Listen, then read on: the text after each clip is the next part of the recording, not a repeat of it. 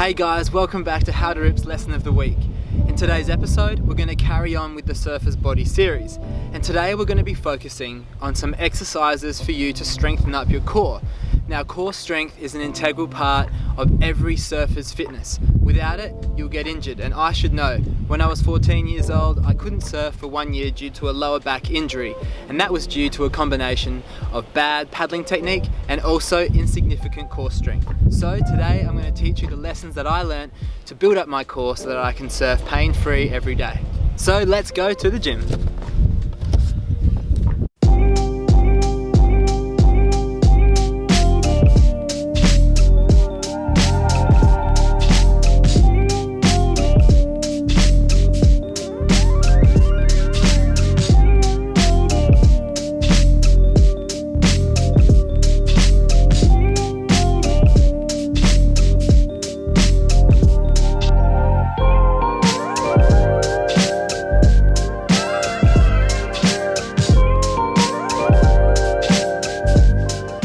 And if you're new here, why don't you subscribe now to the channel where we upload 2 videos a week to help your surfing progress. We're going to run through one of the most important core movements that there actually is. And if you're not doing this, I would definitely recommend that you are. However, if your lower back is sore at the moment and you've got any pain and you find that any of the following movements actually aggravate it or hurt it, then we definitely recommend that you go see a physio or a doctor and get it checked out. But if you're pain-free, then let's roll through to the first movement, which is called the hollow body.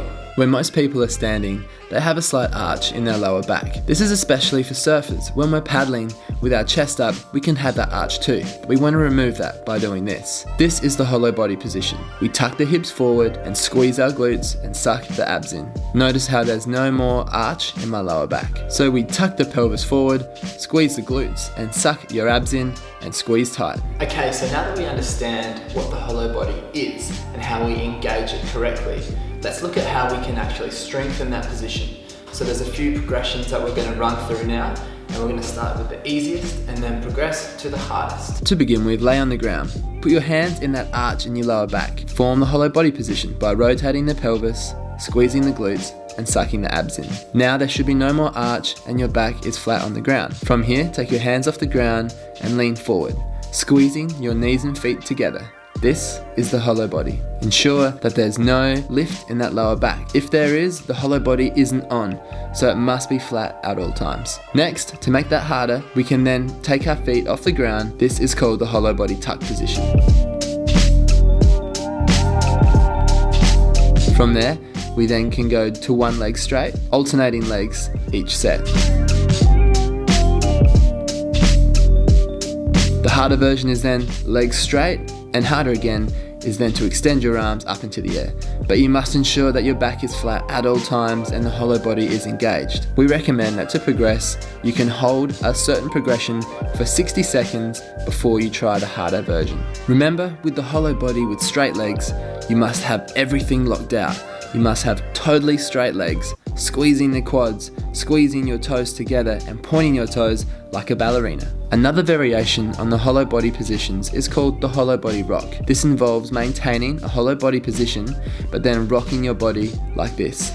If you're not tight, your body won't be able to do this. That happens because you're not hollow. So to avoid that, make sure that you tuck the pelvis forward, you squeeze the glutes, and then suck your abs into your belly button.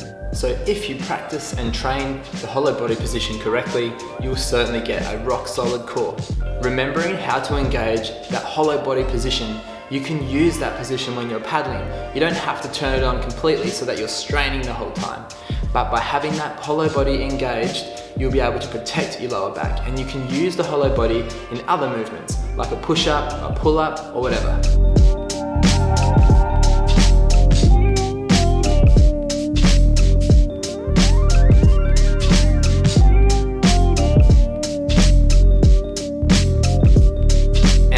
Exercise follows on perfectly from the hollow body, which is almost like a reverse hollow body, and we call that the Superman. To perform a Superman, it's like a reverse hollow body. Legs are straight, glutes are squeezed, toes are pointed, arms are straight, fingers are straight, and what we're going to do is extend up and then hold, squeezing and holding. If you find that that's difficult, then you can do a Superman pulse, where we just practice getting into that position, getting tight, and then relaxing back down. This is a good way to ease into it. Like the hollow body movements, we can also do the rock version, the Superman rock, like this. If you're not tight, you won't be able to perform the movement correctly, but you must make sure with this that you have a pain-free lower back before doing it.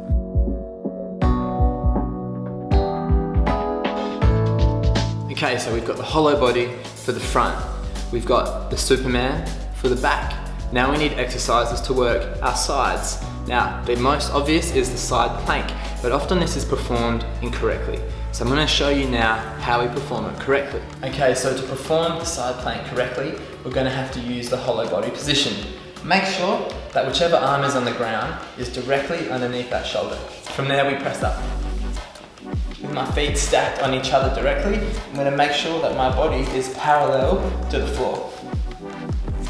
Don't let it sag, and don't let it come too far up. We need to be parallel with a straight body. From here, we're going to assume that hollow body position. So we tuck the hips, squeeze the glutes, suck the abs in, and hold. If this feels comfortable for you, one hand up in the air, and then slowly extend through, and back around. This is just a harder variation. You can even add weight to this arm.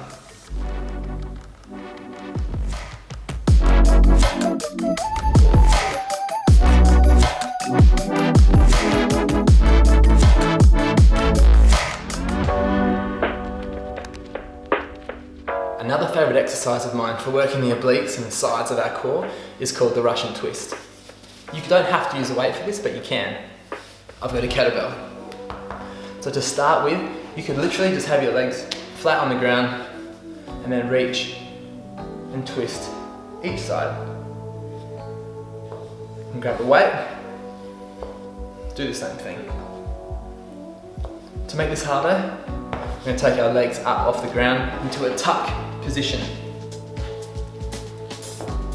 Touching the sides as we go. To make this harder, straighten one leg. If you're going to do that though, remember to alternate legs each set. To make this harder, legs together and straight. Assume hollow body.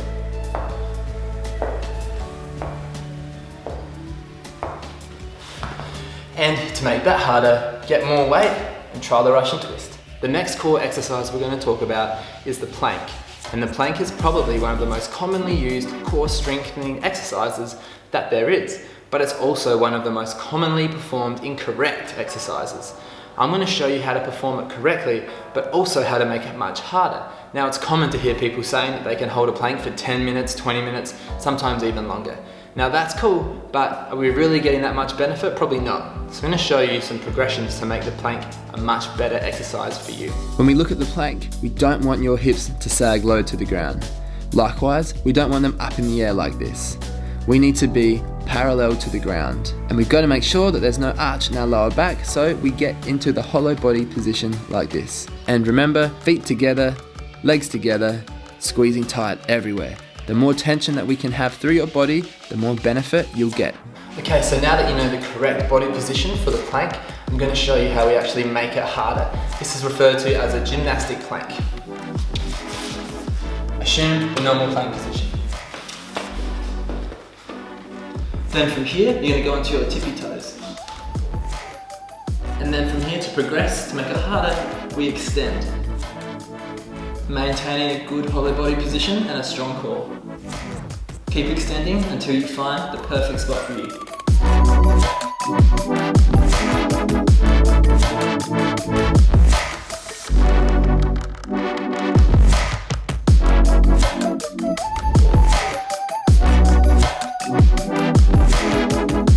So I said that one of the most popular core strength movements is the plank.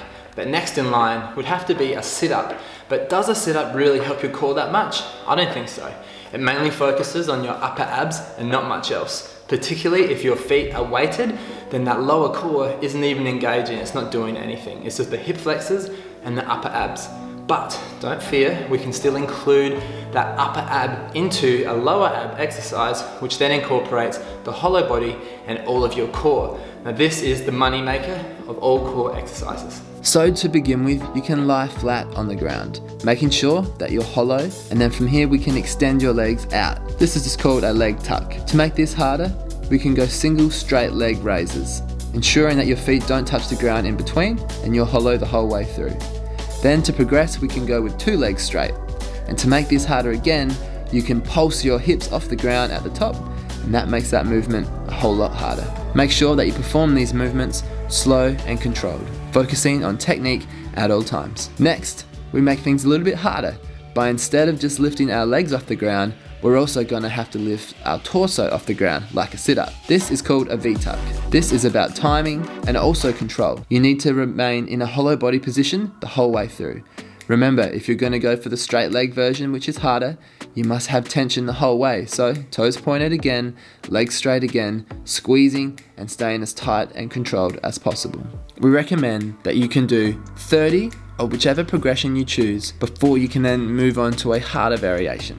The next movement incorporates upper body strength and core blended into one. It's one of my favorites and it's called an L-sit.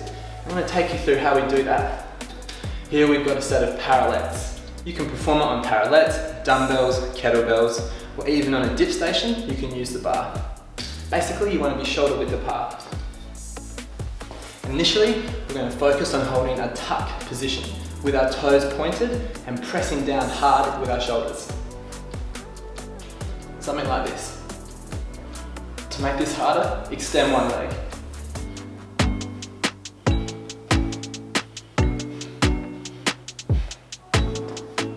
To make it harder again, extend both legs, pressing down hard with the shoulders and pointing your toes.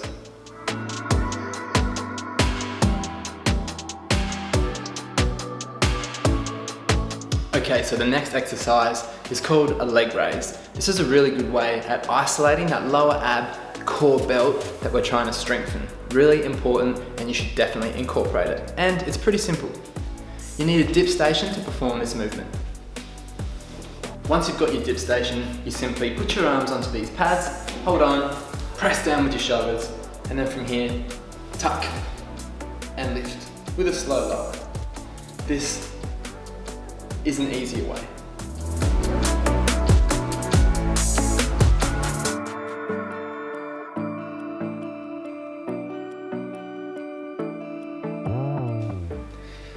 To progress, lift one leg at a time, straight.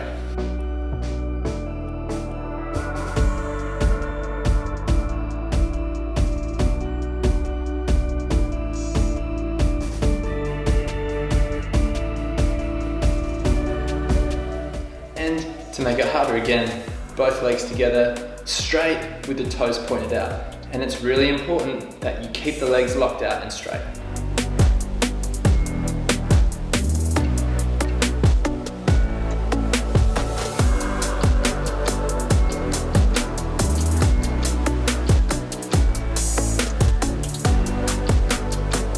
Okay, so the exercises that I've covered are pretty basic, but they'll give you a really strong foundation of core strength. In upcoming videos, I'm going to show you some advanced bodyweight exercises which incorporate core and upper body strength, and surfers should certainly put them in their workouts, but stay tuned for that. If you have any questions about any of the movements that I've explained today, hit the comments, let me know, and I'll talk you through. Thanks for watching the video today, guys. Remember to like the video, subscribe to our channel, and comment below to let us know what else you want to see. And if you want to stay up to date with the boards that we're riding, you can see all of that in the video description below. Catch you next video.